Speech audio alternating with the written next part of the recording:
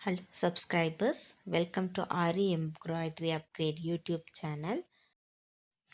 இப்போது நம்ம வந்துட்டு பாப்லின் கிளாத்தை நம்மளோட ஆரி ரிங்கில் ஃபிக்ஸ் பண்ணிட்டோம். இப்போ ஆரி செயின் ஸ்டிச் போடுறதுக்கு ஃபஸ்ட்டு வந்துட்டு வேறு டைரெக்ஷனில் போட்டு பழகணும். இப்போ நான் லெஃப்ட்லேருந்து ரைட் சைடு வந்துட்டு இந்த மாதிரி டைரெக்ஷனில் போட்டு பழகணும். From left to right.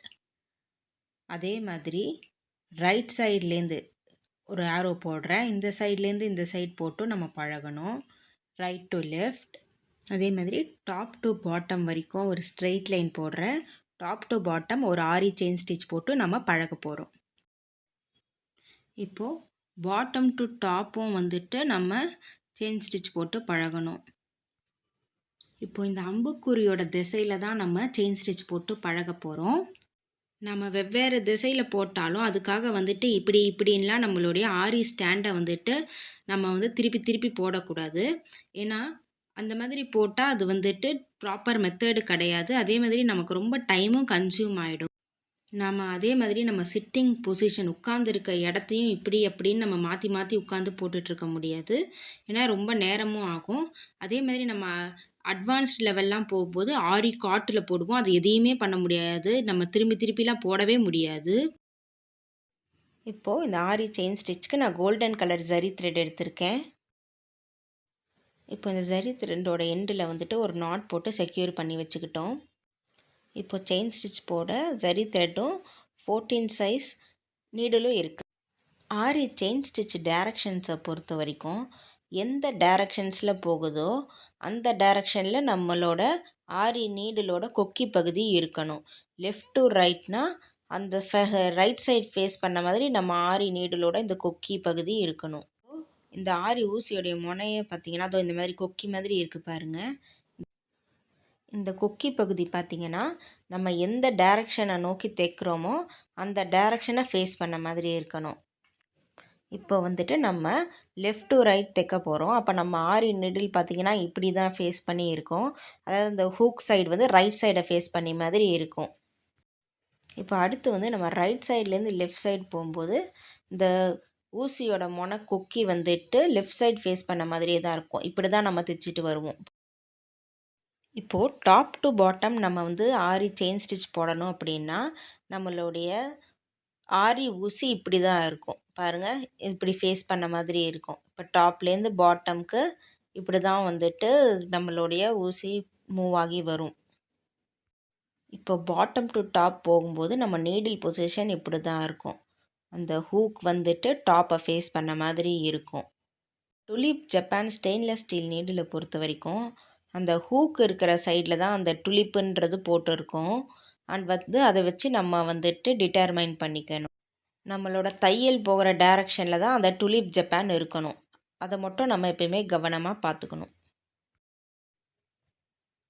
இப்போது நம்ம வந்துட்டு ஊசியில் பார்த்திங்கன்னா 14 0.5 அந்த மாதிரி அளவு போட்டிருப்பாங்க. அது பேக் சைடில் இருக்கணும். டுலிப் ஜப்பான்னு போட்டிருக்கிறது ஃப்ரண்ட் சைடில் இருக்கணும். அப்படி தான் நம்ம ஹோல்ட் பண்ணுவோம்.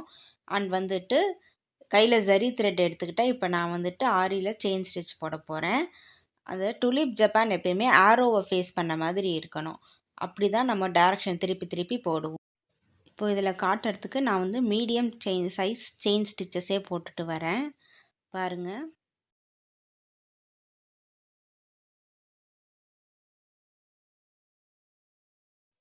நாம் ஒவ்வொரு தடவை வந்துட்டு நம்ம ஊசியை குத்தும் போதும் கவனிக்கணும். இங்கே பாருங்கள், டுலிப் ஜப்பான் அந்த பிராண்டோட நேம் வந்துட்டு அந்த ஆரோவை ஃபேஸ் பண்ண மாதிரி இருக்குது. நீங்களும் ஒவ்வொரு தடவையும் இதை கவனித்து போட்டிங்கனாலே டைரக்ஷன்ஸ் கரெக்டாக வந்துடும்.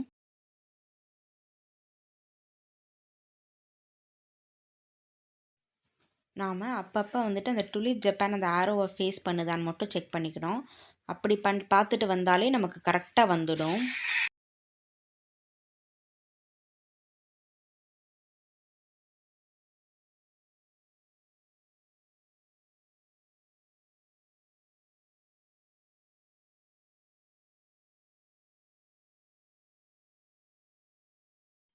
ஒவ்வொரு தடவை குத்தும் போதும் ஊசியோட பொசிஷன் மட்டும் பார்த்துக்கிட்டா கரெக்டாக நமக்கு டைரக்ஷன் வந்துடும்.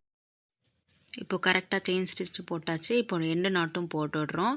எண்டு நாட் எப்படி போடுறதுன்ற வீடியோ ஆல்ரெடி போட்டிருக்கேன். டிஸ்கிரிப்ஷனில் பார்த்துக்கோங்க, இல்லை மேலே வந்துட்டு இருக்கிற லிங்க்கை கிளிக் பண்ணி போய் பார்த்துக்கோங்க.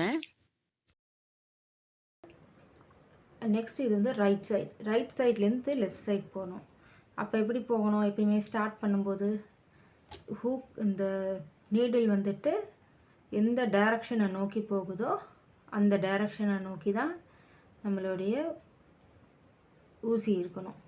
பாருங்கள், ஊசியை வந்துட்டு நம்மளுடைய ஆரோ இந்த டைரக்ஷனில் இருக்குது. நம்மளோட ஆரோ இந்த டைரக்ஷனில் இருக்குது. அந்த டைரக்ஷனில் வந்து ஊசி குத்தணும். இப்போ பாருங்கள், டுலிப் ஜப்பான்ன்றது ஆரோ ஃபேஸ் பண்ண மாதிரி தான் இருக்குது. அதனால இப்போ நம்ம அந்த செயின் ஸ்டிச்சை கரெக்டாக அந்த ஆரோ நோக்கி தான் போட்டுட்டு இருக்கோம்.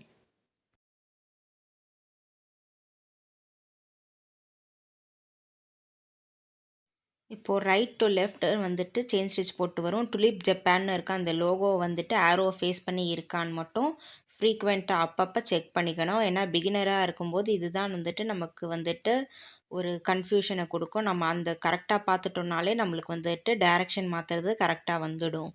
ஆரோவை நோக்கி இந்த 6 செயின் ஸ்டிச்சை போட்டுட்டு வந்தாச்சு. ரைட் டு லெஃப்ட் நம்ம போட்டுட்டு வந்துட்டோம். இப்போது டாப் டு பாட்டம் வந்துட்டு நம்ம வந்துட்டு இந்த ஸ்டிச்சு போட போகிறோம். ஸோ அதே மாதிரி தான். இப்போ எந்த சைட் ஃபேஸ் பண்ண மாதிரி இருக்கணும், இந்த சைட் ஃபேஸ் பண்ண மாதிரி தான். ஒவ்வொரு தடவை குத்தும் போதும் இந்த சைடு இருக்கணும். இப்போ நம்ம ஒவ்வொரு தடவை குத்தும் போதும் அந்த டுலிப் பிராண்டு அப்படின்றது டவுன் சைடு ஃபேஸ் பண்ண மாதிரி இருக்கணும். கீழே பக்கமாக பார்த்து குத்திட்டு இருக்கோம். ஆக்சுவலி பிகினர்ஸ்க்கு அதுக்கு தான் டுலிப் பிராண்டு ரொம்ப ஃப்ரெண்ட்லியாக இருக்கும். ஏன்னா நம்ம எந்த சைடு குத்துறோம், எந்த சைடு திருப்புறோம், அதெல்லாம் நமக்கு கிளியராக தெரியும். ஒவ்வொரு தடவை துணியில் குத்தும் போதும் பாருங்கள், அந்த ஊசியோட முனை வந்துட்டு கீழே பக்கம் ஃபேஸ் பண்ண மாதிரி இருந்து தான் ஊசி குத்திட்டு இருக்கோம். இப்போ நம்ம செயின் ஸ்டிச் போட்டு ஃபைனலாக கொண்டு வந்து எண்டு நாட்டும் போட்டாச்சு.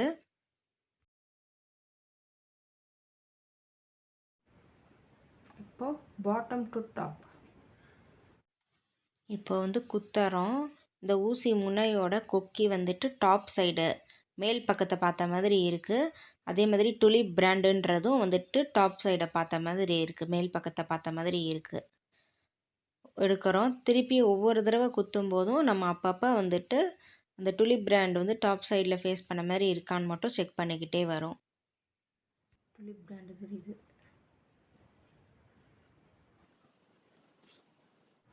டுலிப் பிராண்ட் இருக்கா?